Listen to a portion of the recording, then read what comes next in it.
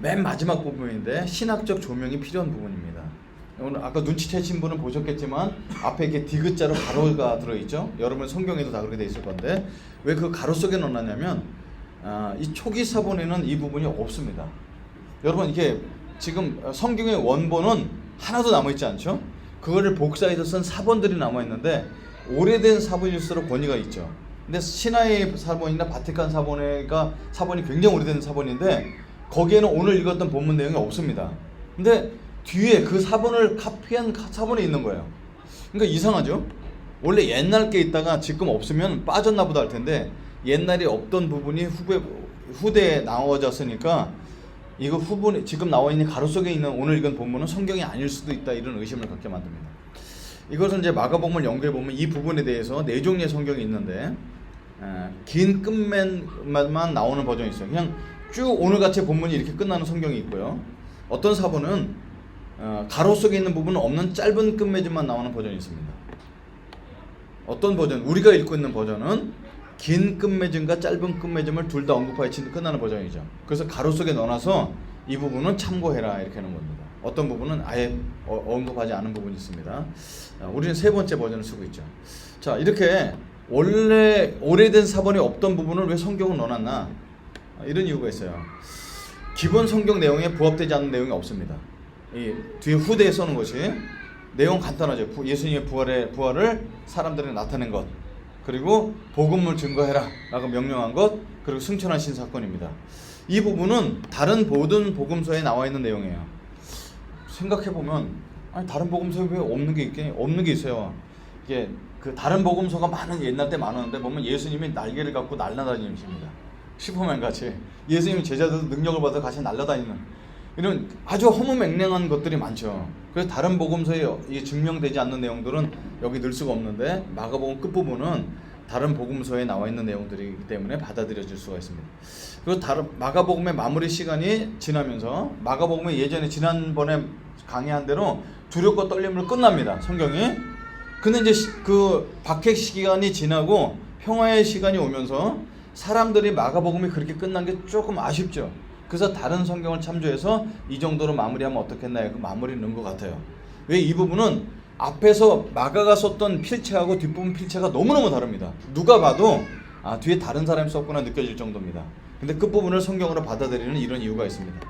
사실상 이런 건 뭐 이렇게 우리 신앙에 그렇게 큰 의미는 없는데 이런 걸 다뤄주는 이유가 이단들은 꼭 이런 걸 갖고 와서 너 이런 거 모르지 계속 물어보면서 사람들을 괴롭히기 때문에 잠시 나눴습니다. 오늘은 이 부분을 강의하는 것이 아니라 마가복음 전체를 돌아보면서 마가복음이 우리에게 주는 메시지가 뭔지 그 초심을 돌아보기를 원합니다. 지금서부터 50주나 60주 정도 전에 마가복음 1장 1절을 강의했던 기억을 하시는 분들 기억하실 겁니다. 1세기 기독교 상황은 아무 성경이 없었죠. 아무 성경이 없는 그 시대에 어떤 것을 누가 이 양피지에 혹은 파피루스에 글을 쓴다는 것은 굉장한 뚜렷한 목적을 갖고 쓴다는 사실입니다. 이 당시에 수많은 사람들이 박해 속에 순교하는 그리스도인들이 생겨나고 있을 때였어요. 어제 옆집에 살던 사람이 죽습니다. 외삼촌이 끌려가서 죽었다는 소식을 듣게 됩니다. 그 소식뿐만 아니라 배교하는 그리스도인도 늘고 있어요. 누가 되게 믿음 좋은 집사님이셨는데 그냥 예수님 부인하고 살았대. 이런 소식도 들립니다. 여러분 둘 다 무서워요. 배교하는 사람도 보면 무섭고 순교하는 사람도 무섭습니다. 이런 상황이었어요, 사람들이요. 그리고 처음 복음을 전해주었던 모든 사도들이 다 죽었습니다. 사도 요한만 빼고. 그리고 교회가 세워졌으나 교회 안에도 문제가 있고 교회 안에 이단들이 계속 출몰하고 있습니다.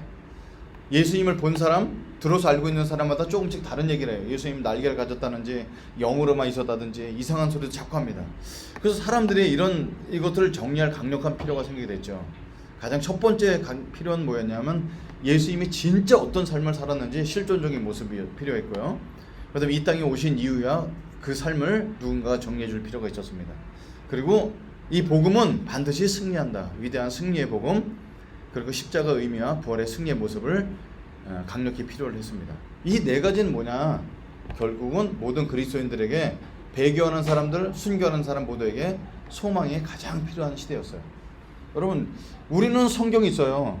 우리 힘들면 성경 읽잖아요. 하도 믿음이 없는 사람도 어려움을 당하면 시편이라도 읽어요. 근데 이 당시에는 예수님을 쫓아던 사람들이 예수님에 대한 글이 하나도 없었던 시대니까 이게 소망을 붙들고 어디 마음 붙들기가 굉장히 어려운 거죠. 그 당시에 인싸 유행가가 있었어요. 예수 믿는 사람들 안에 뭐라고 그러죠? 너무 힘들어요. 우리가 믿고 있는 예수가 진짜 맞는지 모르겠어요. 죽는 사람이 헛된 죽음 같아요. 차라리 배교하는 사람이 훨씬 더 이 시대에 맞게 살고 있는 것 같아요. 이럴 때 내 마음을 붙들어 줄 수 있는 예수님에 대한 글은 마가복음밖에 없었습니다. 그래서 사람들의 인싸 유행어처럼 얘기했던 거죠. 마가복음 읽어봤어? 마가복음 읽어봤어? 이게 나를 붙들어줘. 그래서 그 사람들이 밤에 몰래 돌려봤던 것이 그 마가복음입니다. 그러니까 이 마가복음은 생명을 걸고 읽었던 그 복음서라는 거죠. 그래서 그 핵심 메시지를 오늘 한번 4가지 정도로만 요약해서 나눠보도록 하겠습니다. 마가복음 전체입니다. 이렇게 앞에 길게 설명하는 이유는 우리는 지금 예수 믿는데 핍박 안 받잖아요. 예수님 안 믿는다고 뭐 주일날 교회 안 나온다 뭐라는 사람 없잖아요. 뭐 교회 직장 생활하는 동안 내가 그리스도인인 거 표시 안 해도 전혀 문제가 없습니다. 이런 가운데 이 복음서는 우리한테 별거 아닐 수 있지만 이 당시의 사람들은 이 복음서가 생명을 걸었던 돌려받던 쪽복음이었다는 사실입니다.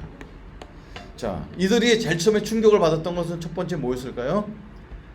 로마 황제가 아니라 하나님 아들 예수가 주는 복음이라는 사실을 놀랐습니다. 여러분 원래 복음이란 말은 원래 존재했었습니다. 유앙겔리온이란 뜻이었죠. 좋은 소식이란 뜻이었습니다. 근데 황제의 특명을 전해오는 기쁜 소식이었어요. 지금 우리 시대로 얘기하면 어명이요! 이게 유앙겔리온이었습니다. 이건 왕만 전달해 줄 수 있는 메시지가 복음이란 뜻이었어요. 그런데 마가복음 1장 1절은 하나님의 아들 예수 그리스도의 복음의 시작이라 하고 꽝 때립니다. 이거는 폭탄과 같은 선언이었습니다. 하나님의 아들이신 예수가 메시아며 그가 복음이라는 폭탄적 메시지를 주는 거예요. 왕이 로마 황제가 전해주는 것이 아니고 예수가 전해주는 것이 복음이야. 이렇게 얘기하는 거죠. 이 복음은 모든 사람을 위한 복음이었습니다. 왕이 주는 복음은 야 우리가 어디 가서 전쟁에 승리했대. 야 관리들아 이제 세금을 좀 더 걷어도 돼. 내가 왕이니까 허락해. 이것이 복음이었어요. 이것은 기득권자들을 위한 소수의 기쁜 소식이었는데 오늘 예수 그리스도가 이 땅에 오시면서 예수 그리스도의 복음이다. 그래서 예수 그리스도의 죽음과 부활은 모든 계층, 모든 민족, 모든 차별을 넘은 모든 사람들에게 주는 희년의 기쁜 소식이었습니다. 왕이 주는 기쁜 소식은 기득권자에게, 이제 예수님이 주시는 소식은 희년의 기쁜 소식이었습니다. 여러분 구약을 한마디로 얘기하면 하나님의 정의와 공의로 나타냈습니다. 물론 신약도 마찬가지지만 구약에는 하나님의 정의와 공의가 많이 나타납니다. 그 중에서 가장 공의와 정의가 나타났던 것이 땅에 대한 이야기였어요. 그래서 모든 땅은 하나님께 속했으므로 사고 팔 수가 없다 결정해놨죠. 그래서 모든 사람에게 똑같이 분배해 줍니다. 내가 무엇을 잘났기 때문에 땅을 분배해 준 게 아니라 야 너 오늘 지파야? 그럼 땅을 줬습니다. 하나님의 은혜로. 그 가난과 핍조를 함으로 인해 팔았다 할지라도 매 50년마다 희년이 선포되고 원래 주인에게 다 돌려주게 됩니다. 우리 아버지가 아무리 알코올 중독자라서 땅을 팔아먹었다 할지라도 50년째 되는 해는 제가 돌려받을 수 있게 되었습니다. 희년의 선포는 하나님이 모든 땅에 우리 삶의 주인인 것을 고백하는 행위였고 모든 사람 모든 세대를 지킬 수 있는 최고의 율법이었어요. 아무리 금수저가 있어도 그 다음 세대는 똑같은 평등한 수저입니다. 아무리 흙수저 밑에 살았어도 그 밑에 세대들은 똑같은 수저를 갖고 살 수 있는 최고의 율법이었어요. 하나님의 공의와 정의를 실행할 수 있는. 그러나 이 놀라운 율법을 이스라엘은 단 한 번도 희년을 선포한 기록이 성경에 없습니다. 너무 놀랍죠. 그렇게 성경을 평생 연구했던 사람들, 율법이 인생의 전부로 살고 있던 사람들이 단 한 번도 희년을 선포한 적이 없다는 사실입니다. 하나님의 공의는 예수 그리스도를 통해서 이루어집니다. 예수님이 희년을 어떻게 선포하시냐면 내가 희년이다 이렇게 말씀하시지 않고 누구든지 목마르거든 내게로 와서 마시라. 값없이 마셔라. 아무 대상도 상관없다. 누구든지 목마른 것이 목마르다는 그 갈증만 있으면 누구나 맡을 수 있는 자격이 된다. 그래서 모든 사람들을 공평하게 하나님의 공의를 실현하십니다. 예수님은 우리의 과거, 지위, 경력, 인격, 부족함과 전혀 상관없이 우리를 사랑하시고 똑같은 기회를 베풀어 주시는 것이 하나님의 공의이고 희년이었습니다. 그러니까 예수님께 나가지 못할 사람은 단 한 명도 없죠. 그러므로 이 복음을 전해줘야 됩니다. 그래서 여러분 마가복음 1장 1절에 하나님의 아들 예수 그리스도의 복음의 시작이다. 이것은 당연히 교회 다니는 사람들은 복음, 사형리를 전하는 것을 이렇게 단순히 느낄 수 있지만 이 당시 사람들이 마가복음 1장 1절에 예수 그리스도가 복음이라는 사실은 굉장히 충격적이었습니다. 계층과 상관없이 나의 행위와 상관없이 똑같이 받아들이는, 그것이 이 마가복음에서 전해주는 가장 강력한 첫 번째 메시지가 됩니다. 두 번째로는요, 사람은 쉽게 변하지 않지만 반드시 변할 수 있다는 메시지를 우리에게 전해줍니다. 여러분, 제자들은 끝까지 변화되지 않는 사람의 표상이었습니다. 예수께서 죽음을 이야기하시는 가운데 자신들의 입지를 위해 서로 다투고 있었어요. 여러분, 이런 모습 많이 있죠. 그죠? 얼마 전에 우리 장인어른은 이렇게 장례를 치렀지만 사람들과 내 나이 또래 사람들 얘기 나누다 보면 돌아가신 분이 재산이 많으면 많을수록 자식들이 싸웁니다. 장례 비용을 누가 더 감당하냐, 어떻게 나눌 건 이것들 싸우죠. 그러니까 이게 인간의 본성이지 않을까 싶어요. 예수님은 죽음을 얘기하는데 제자들은 누가 더 높은 자리를 싸울지, 왜냐하면 자기를 다스려주는 왕이 없어지니까 사람들의 속인에 어른들의 행하죠. 기도하시던 밤에 모두가 잠에 빠졌고 잡히시던 밤에 모두가 다 도망했습니다. 부활하셨다는 소식을 믿지 않고 옛생활로 돌아가는 것이 제자의 모습이었습니다. 어쩌면 제자들을 12명을 뽑아갖고 하나님이 결코 변하지 않는 사람들 12명을 뽑아놓고 제자 훈련을 시킨 것 같아요. 그러던 그들은 순교자로 복음 증거자로 살다가 주님께 갑니다. 이게 놀라운 역사예요. 어떻게 저렇게 안 변했던 사람들을 저기 복음 증거자로 순교자로 살다가 주님께 갔을까? 여러분, 무엇이 그들을 변화시켰던 걸까요? 물론 마가복음은 변하지 않는 상태로 끝나요. 근데 우리가 사도행전을 통해서 알고 있잖아요. 무엇이 제자들을 결정적으로 변화시켰을까? 3년간의 훈련과 주님의 말씀일 것이다. 예수님이 살아나셨을 때 주님이 주셨던 말씀과 3년간 받았던 훈련이 리마인드 되면 삶이 변화됐을 것이다. 이렇게도 볼 수도 있어요. 아니다. 예수님이 죽으셨을 때는 아무 능력이 없다가 예수님이 죽음을 이겼던 증거인 부활을 보고 삶이 변했을 것이다. 이렇게 얘기합니다. 이것도 말이 되죠. 그래서 부활 신앙이라 얘기합니다. 아니다. 제자들이 진짜 변한 것은 사도행전 2장에 성령께서 이 땅에 왔을 때 그리스도의 능력 있는 삶의 원천인 성령을 받을 때 변화됐을 것이다. 어떤 것 같습니까?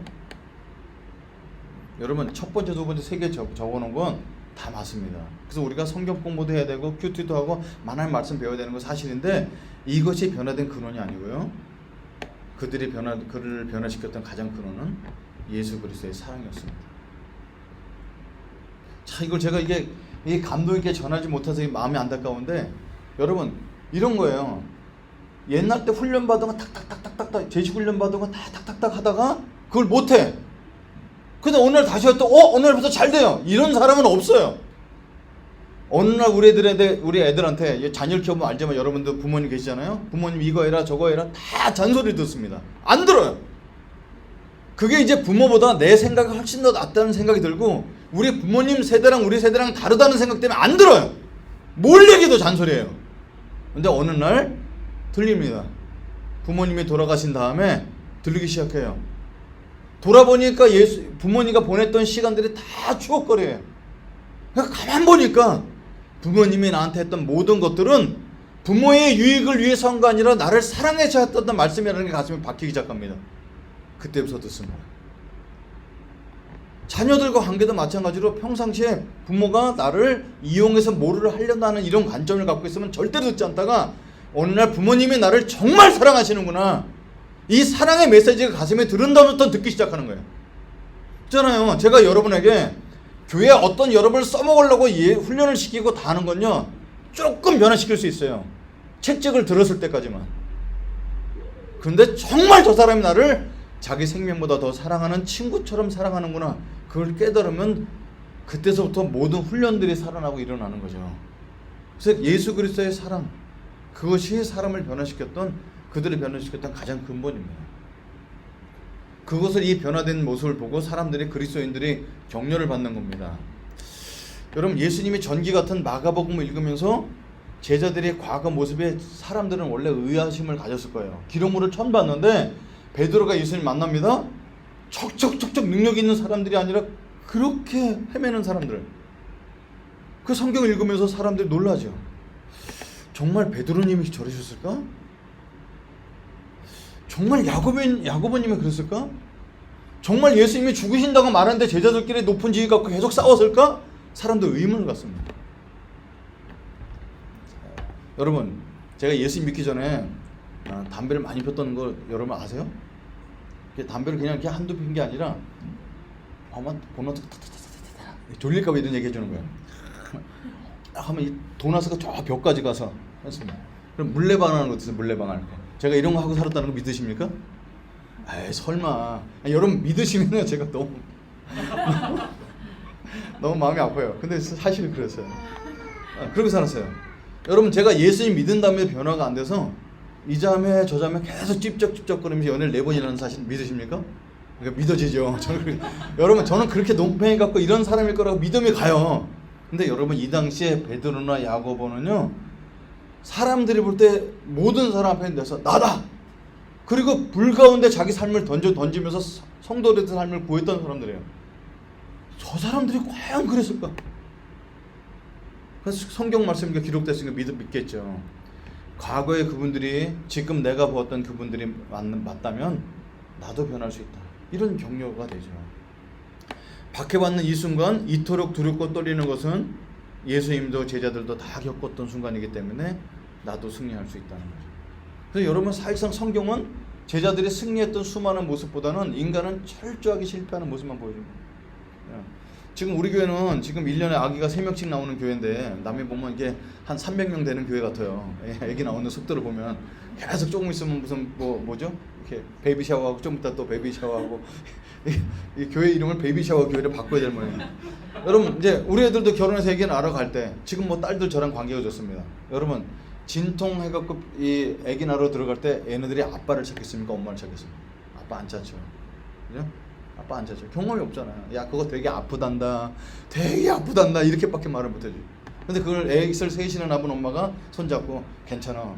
이 형광등색이 노란색을 변하면 애기가 나올 거야. 거짓말을 해도 그 믿게 되죠. 그러니까 여러분 이게 갖고 있는 사람들이 이 성경 읽어보면 지금 내가 두렵고 떨려서 야 옆집도 죽었대. 누구 배교했대. 여기서 막 떨고 있는데 그거보다 더 떨었던 제자들의 모습을 쭉 보면서 내가 승리할 수 있다.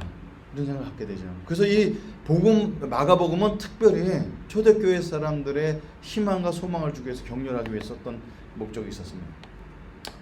세 번째 제가 받았던 메시지는요, 복음은 죽음에 이르는 병을 고칠 수 있는 유일한 길입니다. 여러분 예수께서 이 땅에 공생애로 머무친 3년간 수많은 사람들이 고침을 받았습니다. 어떤 사람이 고침 받았을까요? 손을 사용하지 못하는 사람. 여러분 그 당시에 손을 사용하지 못하는 동안 일을 할 수 없다 이런 겁니다. 이게 사람 능력이 전혀 없는 사람이죠. 걷지 못하는 사람, 앉은 뱅이를 계시고 보지 못하는 사람, 귀신 들려 통제가 안 되는 사람, 중국병으로 38년 동안 누워 있었던 사람. 이 사람은 자기를 뭐라고 얘기하면 병이 오랜 병입니다. 불치병인 문득병이었던 사람, 완전히 죽었던 야이로의 딸과 죽은 지 사흘 동안 냄새가 나서 몸이 썩었던 나사로까지 죽음에서 살려낸 모습을 복음서를 통해서 읽을 수가 있습니다. 그리고 맨 마지막으로 십자가 저주로 죽었던 예수께서 살아나셨던 모습을 볼 수 있죠. 그러니까 이 복음은 조금 고쳐주는 정도가 아니라 죽음에 이르는 병까지 고쳐주는 복음인 것을 알 수가 있습니다.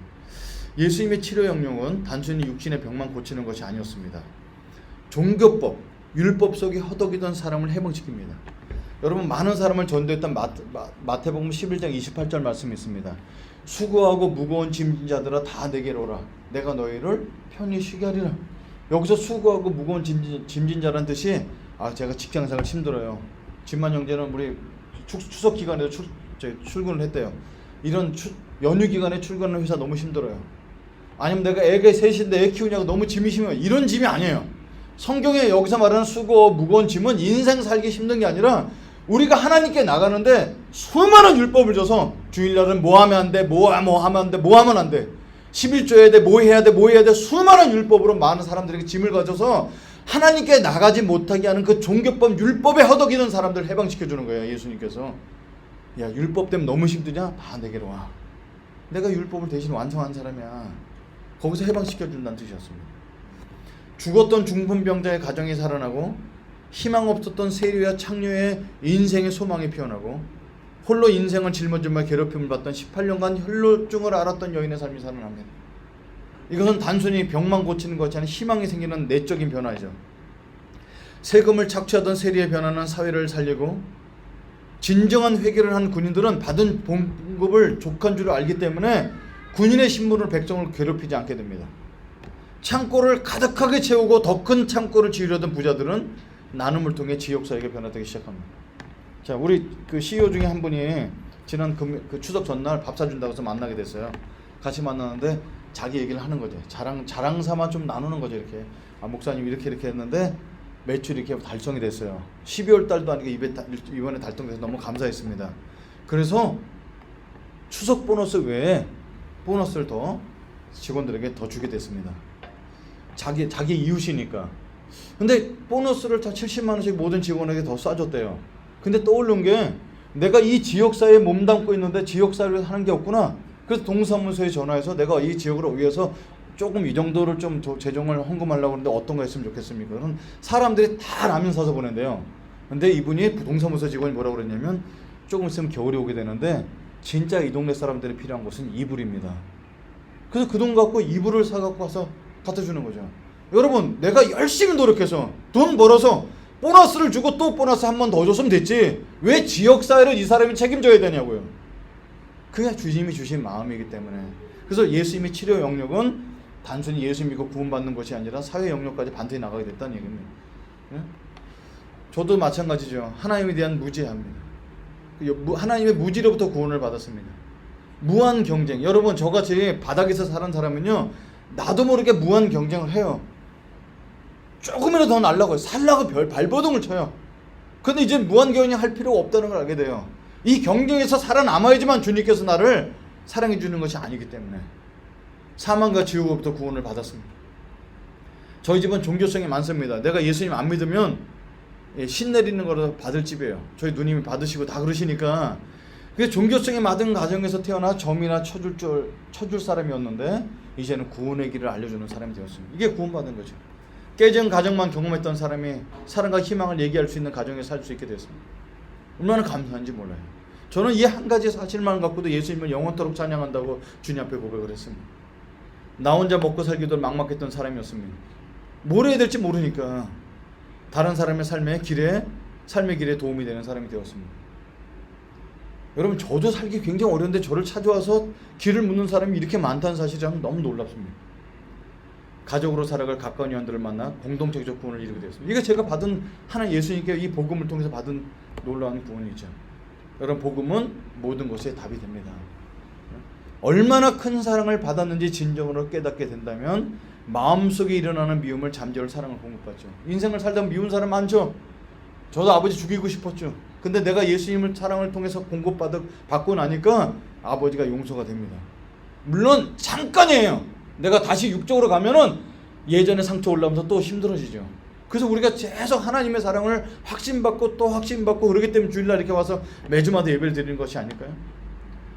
하나님께서 아들을 아끼지 않고 우리에게 선물로 주신 분이 정말 선하신 분이라면, 그래서 내게 주시는 것들이 최고의 것들을 주시는 것이라는 것을 믿게 된다면 이미 받은 것이 얼마나 큰지 알게 돼서 기쁜 감사를 할 수 있게 됩니다. 억지로가 아니라. 그래서 하나님의 사랑, 그 복음은 의식주 전영역에 통한 답이 돼요. 아, 목사님 아닌데요? 아, 예수 믿고 구원받는 거 알겠어요. 대인관계 알겠어요. 근데 내가 직장에서 세금을 내는 문제 안 내는 문제 이런 것은 성경에 답이 없잖아요. 이런 걸 어떻게 복음이 모든 걸 답이 된다고 생각해요? 여러분, 이런 것 때문에 이미 예전에 있었던 운동이 있습니다. 혹시 이거 보셨어요? 팔찌도 있고 그러잖아요. 우드 지저스도. 한국말로는 예수님이라면 어떻게 하실까? 여러분, 생활선교사 운동이라는 것이 별거 아닙니다. 내가 있는 상황 속에서 예수님이라면 어떻게 하셨을까를 계속해서 생각해보는 것이 생활선교사 운동이죠. 여러분, 사장은 목사가 다 대답을 해줄 수는 없지만, 사장은 내가 이 자리에 예수님이 내 회사의 사장이라면, 예수님이 이 자리에서 가정주부로 계신다면, 예수님이 지금 취업 준비생으로 계신다면 과연 어떻게 했을까? 계속 주님께 물어보면서 답을 찾아가는 거죠. 그러니까 복음은 예수 믿고 구원받는 걸 뛰어넘어서 우리 전 생활 삶 속에서 다 관련되는 거예요. 내가 저 사람과 대인 관계가 이런데, 근데 우리 아버지와 관계가 이런데, 우리 친척들은 다 분위기가 이 모양인데, 여기서 예수님이 나의 역할이라면 나는 과연 무엇을 할 것인가를 물어보고 사는 것이 생활선교사 운동입니다. 그 복음은 모든 상황 속에 답이 된다는 사실입니다. 요즘 제가 읽고 있는 책이 하나 있는데요, 만약에 지금 내가 있는 일상생활 속에서 주님이 여기서 어떻게 하는지 관계가 전혀 떠오르지 않는다면 저는 불신자라는 거예요. 충격이었습니다. 전 목사인데 불신자예요. 내가 외삼촌과의 관계 속에서 그분이 어렸을 때 저를 다 키워주신 분인데 지금은 병세약해서도 병원에 누워 계시죠. 이번에 추석 때 가서 제가 기도해드릴까요? 기도해달라고 눈 감으시는데 기도할 때마다 아멘 아멘 하십니다. 우리 애들이 다 들었어요. 교회 전혀 안 다니신 분인데 내가 이분과의 관계 속에서 과연 나는 은혜를 많이 받아 주셨던 외삼촌에게 내가 과연 무엇을 해드리는 것이 가장 최고의 효도일까? 이런 부분의 모든 관계 속에서, 모든 사람들 일 속에서 예수님이라면 어떻게 하셨을까를 계속 돌아보는 것이 복음이 주셨던 능력입니다. 복음은 모든 삶의 답이 될 수 있습니다. 사람들은 그거를 보고 싶어합니다. 마가복음의 네 번째 마지막에 우리에게 주었던 가장 큰 메시지는 이거였습니다. 종교화는 구원의 가장 큰 적이라는 거예요. 예수님의 욕을 잘하셨다는 거 아세요? 지금의 욕하는 것보다 더 센 욕이 독사의 새끼들이라는데 그걸 잘 사용하셨습니다. 마태복음 23장에 이런 구절이 있습니다. 화이슬 진짜 외식하는 서기관들과 바리새인들이여, 회칠한 무덤 같으니 겉으로는 아름답게 보이나 그 안에는 죽은 사람의 뼈와 모든 더러운 것이 가득하도다. 이와 같이 너희도 겉으로는 사람에게 옳게 보이되 안으로는 외식과 불법이 가득하다 그랬습니다. 그 당시에 존경받는 종교 지도자들인 서기관과 바리새인과 사두개인들 향해서 외식하는 사람들, 너희는 회칠한 무덤이라 얘기했습니다. 예수님은 자신들의 의로 살려던 바리새인들, 그리고 성경 읽고 연구만 했던 서기관들, 모세의 권위를 가지려고 했던 모세온경만 믿으며 기득권을 행사했던 사두개인들과 타협하지 않으셨어요. 예수님 사랑이 많으시니까 원수도 사랑했는데 왜 이 사람들 사랑하지 않았나? 이 사람들 사랑할 존재가 아니었습니다. 왜? 많은 사람들의 구원의 길을 막고 있었기 때문에. 종교적이 되는 것과 생명을 얻는 것은 완전히 다른 것이었는데 이 사람들은 계속해서 우리를 종교적으로 만드는 거예요. 종교적으로. 예수님은 생명인데 종교가 아니라는 것이 복음서의 가장 큰 핵심입니다. 예수님을 알면 알수록 그 삶에 생명이 넘칩니다. 예수님을 알면은 종교화가 되는 것이 아니고 생명이 넘쳐요. 그 생명은 사람들에게 관계 속에서 회복이 되고 나와 다른 것 속에서 용납으로 나타내고 인격 속에서 성실과 진실로 이렇게 나타나게 돼 있어요. 이걸 성령의 열매라고 얘기합니다. 여러분, 제가 부끄러운 고백이지만 제가 5남매가 제 아내 가족 쪽에서 이게 장인어른 장례를 치르는 동안 서로 동갑고 긴장이 되죠. 누구나 다. 그래서 내가 앉아서 생각을 해봤어요. 왜 첫째 아들은 저렇게 돈 푸는 것에 대해서 인색하고 이렇게 자꾸 저거 짜증을 낼까? 이해가죠. 왜 전체를 책임져야 될 사람이니까. 그리고 병수발을 다 들잖아요. 그러니까 장남이 당연히 많이 가져야죠. 이해가 돼요. 근데 둘째 며느리는 왜 저렇게 힘들어할까? 똑같은 아들인데 둘째 아들은 맞은 게 없죠. 옛날 분은 장남한테 물려주잖아요. 그런 게 피해의식이 있는 거예요. 셋째인 우리는 얼마나 또 사랑을 많이 받아요. 우리가 선교사 갈 때 모든 식구들마다 돈을 주머니에 찔러주거나 기도를 해주잖아요. 사랑을 받았던 사람이죠. 막내딸은 왜 저렇게 힘들까? 이 살아왔던 과정 속에서 너무 재정적인 어려움이 있으니까 저렇게 표현할 수밖에 없구나, 이해가 되는 거예요. 여러분, 이거를 나 중심으로 보게 되면 복음이 들어가지 않으면 똑같은데 복음이 들어가면 저쪽 사람이 왜 그런지 용납이 되고 이해가 되는 거죠. 복음이 있을 때. 그래서 예수님은 생명이지 우리를 종교로 몰아가는 분이 아니라는 겁니다. 성실과 진실로 나타날 수밖에 없죠. 이런 변화는 율법, 종교행위, 성경 통독, 10시간의 기도으로 되는 것이 아닙니다. 무슬림이 이걸 증명해 주잖아요. 기도를 한참 하고 나서 아버지를 총으로 쏴 죽입니다. 왜? 우리 가정을 망신시켰어요. 지금 하루에 5번 기도하는 시간이었는데 축구 시합을 보고 있던 아빠를 기도하면서 계속 미워합니다. 지금 기도 시간인데 저 아버지가 텔레비전 보고 있어. 우리 가정을 망신시키고 있어. 기도 끝나자마자 총으로 와서 쏴 죽입니다. 여러분, 무슨 종교가 기도를 많이 하고 가서 사람을 죽입니까? 이게 종교화됐다는 거죠. 여러분, 기도를 많이 하는 건 되게 중요하고 우리 언젠가 우리 다 기도를 더 하고 성경 공부할 텐데 예수님을 성경 통독과 10시간의 기도랑 바꾸면 안 된다는 사실입니다. 예수님과의 생명력 있는 교제를 통해서 그분의 선하심과 사랑이 전달되어 나도 예수님을 닮아갈 힘이 제공되는 것이 그 생명력이지, 내가 이런 걸 해갖고 주님을 기쁘게 해드릴 수 있는 것이 아니라는 것입니다. 그래서 마가복음 전체 복음서를 딱 요약해보면 성경에 내가 몇 번씩 말씀드렸던 성경의 최고의 구절이 있습니다. 뭘까요? 갈라디아서 2장 20절. 내가 그리스도와 함께 십자가 못 박혔나니. 나는 십자가를 본 적도 없지만 십자가에 못 박혔으면 예수님과 함께. 그래서 내가 이미 죽어버렸기 때문에 내가 산 것이 아니오 오직 내 안에 그리스도께서 사신 것입니다. 이제 내가 육체 가운데, 지금 이 육체 가운데 계속 살아가는 이유는 나를 사랑하사 독생자를 아끼지 않고 나를 위해서 자기 몸을 버리신 하나님의 아들을 믿는 믿음 안에 사는 것입니다. 이게 성경의 최고 구절이에요. 근데 이게 이해하기가 쉽지가 않죠. 그래서 이걸 메시지 성경에는 아주 앞부분까지가 따왔는데 한번 이 메시지 성경 읽어보겠습니다. 나는 율법을 지키려고 애쓰고 하나님을 기쁘시게 해드리려고 고심했지만 뜻대로 되지 않았습니다. 그래서 나는 율법의 사람이 되기를 포기했습니다. 그것은 하나님의 사람이 되기 위해서였습니다. 그리스도의 삶이 내게 방법을 알려주었고 그렇게 살도록 해주었습니다. 나는 그리스도와 나를 완전히 동일시했습니다. 정말로 나는 그리스도와 함께 십자가에 못 박혔습니다. 이제 내 자아는 더 이상 내 중심이 아닙니다. 나는 더 이상 여러분에게 의롭게 보이거나 여러분에게 좋은 평판을 얻고 싶은 마음이 없습니다. 나는 더 이상 하나님께 좋은 평가를 얻어야 한다는 강박관념도 없습니다. 그리스도께서 내 안에 살고 계십니다. 여러분이 보는 내 삶은 나의 것이 아니라 나를 사랑하시고 나를 위해 자기 목숨을 내어주시는 하나님의 아들을 믿는 믿음으로 살아가는 삶입니다. 나는 이 삶을 저버리지 않을 것입니다. 갈라디아 2장 20절은 이런 우리에게 전해주고 있어요. 우리는 종교 행위로 주님을 기쁘게 해드릴 수 있는 것이 아니고 예수님이 주신 것이 너무너무나 감사해 그분의 생명력 넘는 관계 때문에 겉으로 봤을 땐 기도하고 말씀 읽는 게 종교 행위가 나오는 거죠. 예? 이거를 더 짧게 좀 할 수 없을까 해서 제가 가까운 번역을 만들었습니다. 예수님을 만난 후 저는 내가 내 삶의 주인됨을 내려놓게 되었습니다. 하나님께서 자신의 아들을 아낌없이 십자가까지 주신 그 사랑이 저로 하여금 하나님의 선하심을 믿게 해줍니다. 지금은 나를 위해 죽으신 하나님의 아들을 통해 살아갑니다.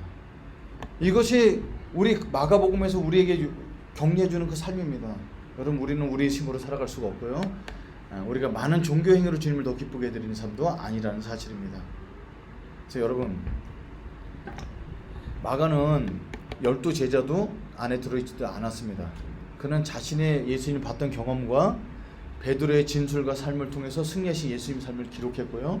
그 기록인 마가복음은 지금 이 땅에 살고 있는 우리에게 오늘도 참된 성도로, 이거는 이제 다른 말로 하면 생활 선교사인데 참된 성도로 살아갈 복음의 능력과 희망을 주기 위해서 마가복음을 썼습니다.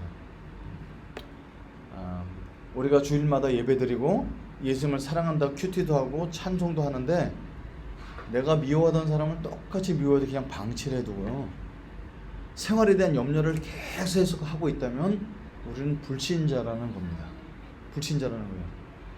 내가 잘 살기 위해서 삶을 잘 정리하고 열심히 사는 것과 염려하고 눌려있는 것은 굉장히 다르죠. 여러분, 사역자인 저도 이거 더 잘할 수 없나? 이 정도 갖고 되나? 내가 교회 개척한 지 4년쯤 됐는데 이거보다 더 잘해야 되는 거 아니야? 자꾸 내 자신을 자꾸 책망을 해요. 주님은 아무 말씀 안 하시는데 내가 누군가를 계속 화해를 해야 되는데 화해 못하고 있는 내 자신의 양심이 계속해서 들려옵니다.